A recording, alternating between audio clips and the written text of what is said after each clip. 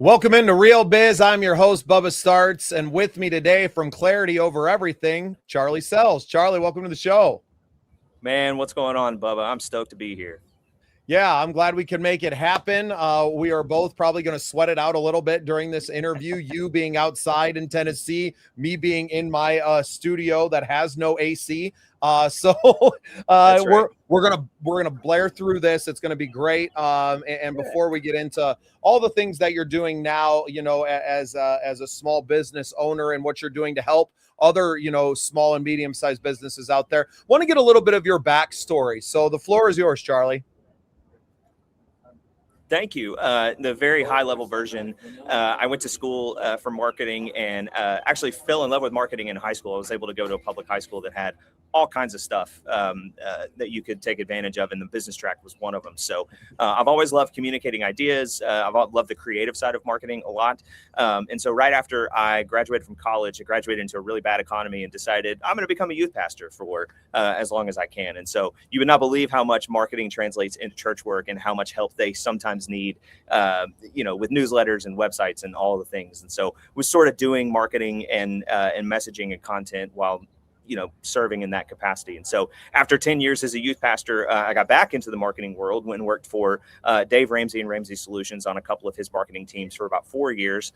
And then worked for a very small agency for about 9 months, as most startups do. Seasons happen and things change that sometimes don't include you in the future.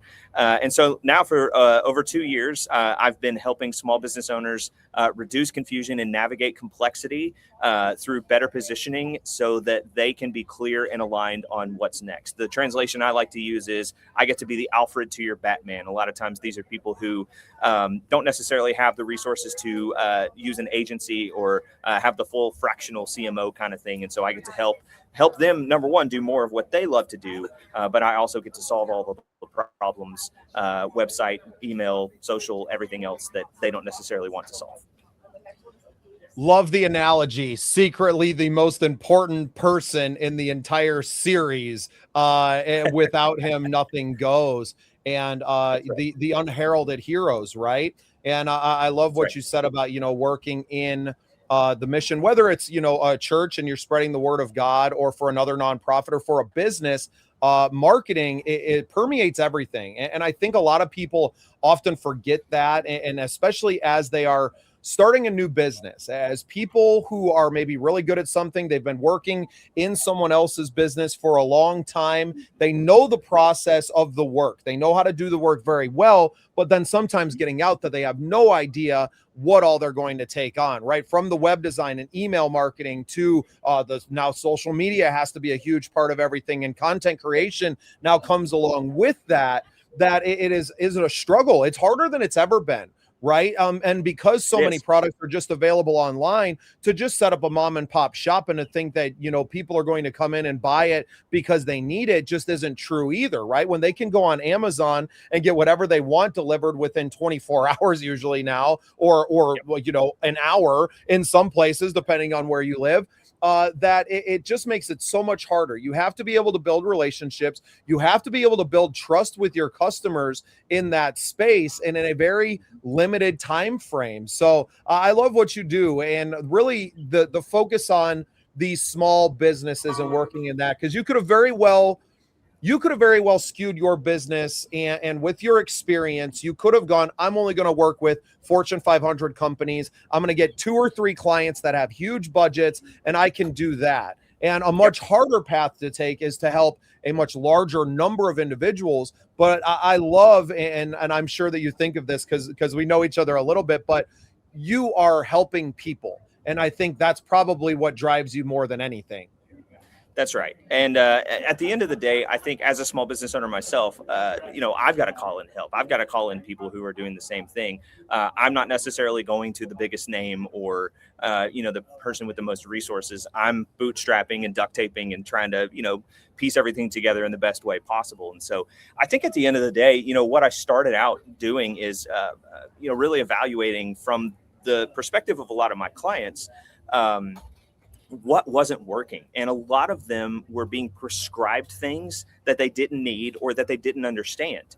And I'm not knocking on agencies, because I work with some great agencies. But I think sometimes the proclivity when you sign up with an agency is they know everything and they should just tell me what to do. And that's not always the case, because if you don't take time to get to know somebody's goals, what they want, what they can be freed up to do, and how to coach them in that, then it just becomes a pile of tactics. It becomes a pile of stuff to do, what I call random acts of marketing. And then eventually you look up at all of this stuff, all these functions that you have, and sometimes you understand it, sometimes you don't. Maybe there's a way to track it, maybe there's not.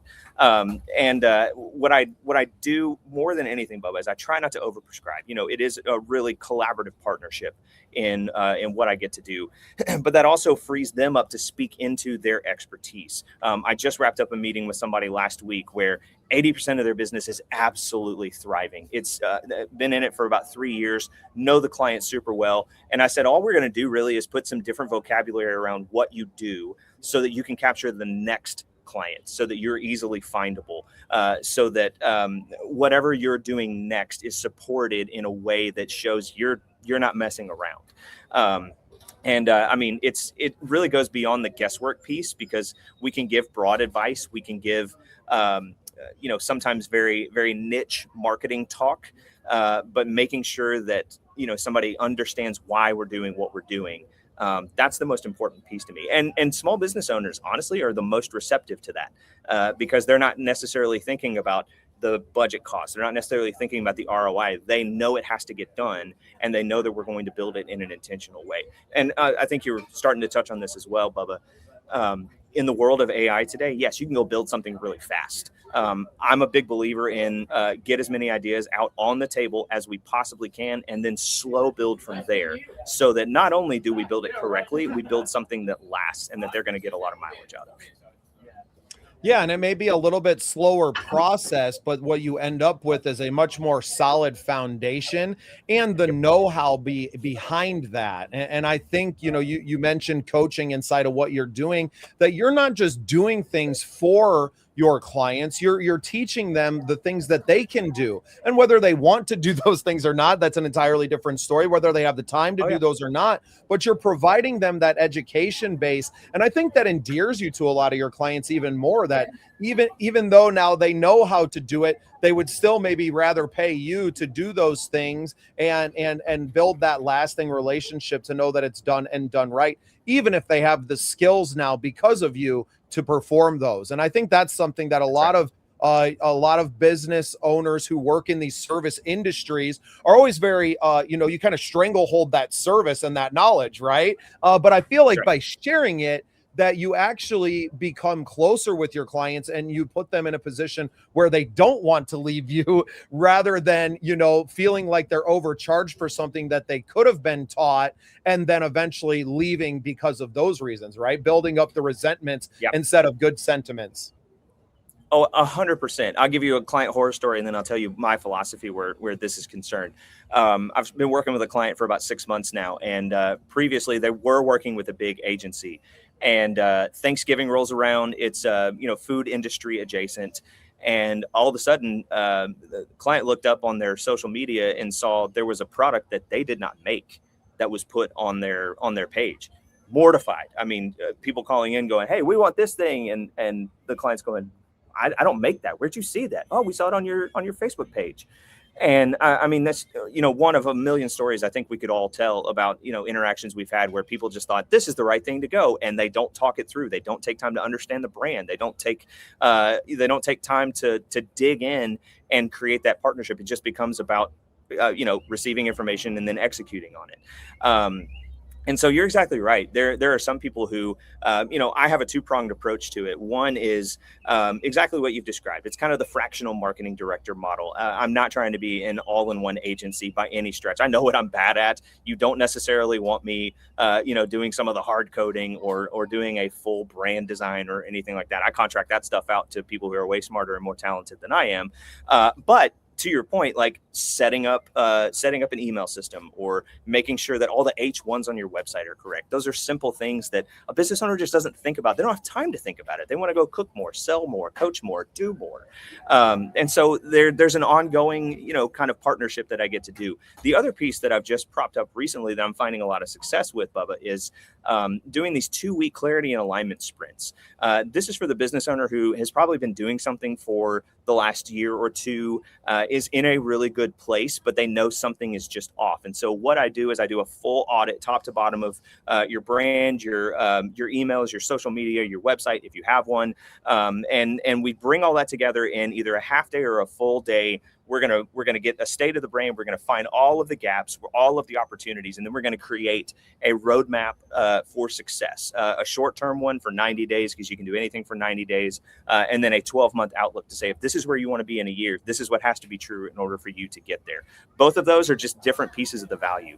Some of them want a really quick hit, adrenaline shot in the arm. That way they can get some momentum and then pass it on to an internal team or an agency or something like that. And then the other ones, they really do want somebody to walk with them in their business, to the degree that they don't actually become a part of the team. And I mean that very lovingly, because my biggest value is in remaining objective. It's not in becoming so ingrained that I'm a extension of your team. It's more to be frank, that Alfred to your Batman piece, because that's where the highest value is for them long term. Yeah, because if you do become, an invaluable part of their team, what happens when you want to move on, right? And you never want to feel like you're handcuffed to a client in the same way as well. I think you touched on some really cool points in there that I believe are extremely true. And in the world that we live in now, even more, is that every business is not the same, but also every founder or business owner is not the same. You need that time to audit and to do that. And on our music side, we do this, right? When we bring in a new client for our management services, it's a long approach. It is, give us a week to look at your social media and get an idea from the outside first, right? And then let's sit down and let's have a couple of really in-depth meetings where we're sitting down with you, learning your goals, learning about you as a person and what you want to do, where your strengths and where your weaknesses are. So we find out how we can all work together. If you're really strong in, graphic design, then you don't need me to do those things. So I'm not going to come to you with a cookie cutter approach and to do that, which you're just never going to get from a large agency. And the large agency is going to come in and they're going to treat you like every other client that they've ever had, no matter what the size of that company is or who that owner is. So I think what you are doing, and to more in depth, the fractional, CMO, which I didn't even know until you explained it to me. I'd seen the term a lot, but I never really understood what people were trying to get across. But it makes a lot of sense, right? As the world goes more independent contractor, freelancer, and people are leaving these large agencies and going off on their own, it has created this space now where most businesses don't need a full-time marketing team or agency with them. They need someone to come in, help them set up some systems, and then be available for them should they need that shot in the arm, a little booster, if you will, down the road, to keep them aligned, a new product rollout or something. Because most of it, especially if you're just selling products or you have a service or a restaurant, you can set up your website and most of your marketing and just let it run, and it's never going to really change, except maybe during the holidays you want to do something differently. And then you can easily be available for those kind of campaigns. I think that's a really awesome way, one, for you to run your business, and two, for companies to lower their costs on the marketing side, in that where there may not be a huge budget.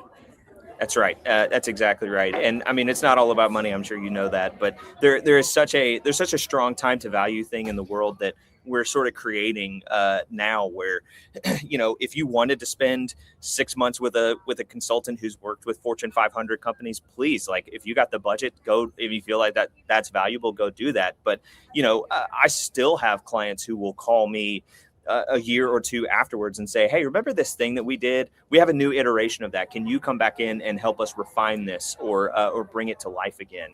And it's just about providing that value early on, so that eventually you're their first call. And, if I can't help, then I'll say, here's the person that you need to call. But at the end of the day, that's all small business owners are looking for is how can I get the most value out of this so that my business can move on to the next phase? How can my business go from where we are today, get unstuck, untangled, and really have a brand that we're super proud of? Really incredible. So Charlie, you're 2 years into your small business journey. What have you learned about your own business that's made you a better resource for these other small business owners that are now your clients? Oh man. Some of it is literally just time. Like you don't know until you get into it and learn the hard way. You get burned by a couple of clients and you have to adjust your contracts and make sure language is clear and everything is spelled out and all of that. We don't have to go into that because I think all of us have experienced that in some way, shape, form, or fashion. I think one of the most valuable things I did early on, and I didn't come up with this, on my own. I'm sure I heard it from somebody else, but about 6 months into my journey, rather than say out loud to everybody into the world, here's exactly what I do. I went to each of my clients at the time. I had about a half dozen, and unprompted, I just said, hey, can you describe to me what I do for you in your words? That gave me such a different understanding of the services that I was providing and the value that I was giving them. And it totally shifted everything that I did in 2025. And now today, the next iteration of that is being built, so to speak, in the form of all of these, sprints and workshops that I'm able to do for these small business owners. So I think listening to your customers is one of the most important things. And it's not just when I'm actually doing the work. It's listening to they're learning about their industry and letting them be the expert and educate me a little bit so that I can say, hey, this other industry is doing this. I'll bet you there's some opportunity there. I think just from a practical side, I think all of us go into it with the idea that we're going to somehow blow up and make, $600,000 in a year just because we, showed up and did all of the work. Some of this is just marathon style mentality where it can't just be about making it month to month or paycheck to paycheck or whatever it is. I would say one of the biggest wins I had is I hired a really, really good accountant that I can call anytime and be like, hey, can I write this off? Or am I about to step in it? Or what is my quarterly actually supposed to be? But, having them as an extension of my business has been absolutely invaluable. I would say too, probably the last thing in this regard is, we put a lot of stock in remote work. And I think that that's an awesome way that we get to function today where we're not beholden to borders. We're not beholden to zip codes or states or anything else. Right.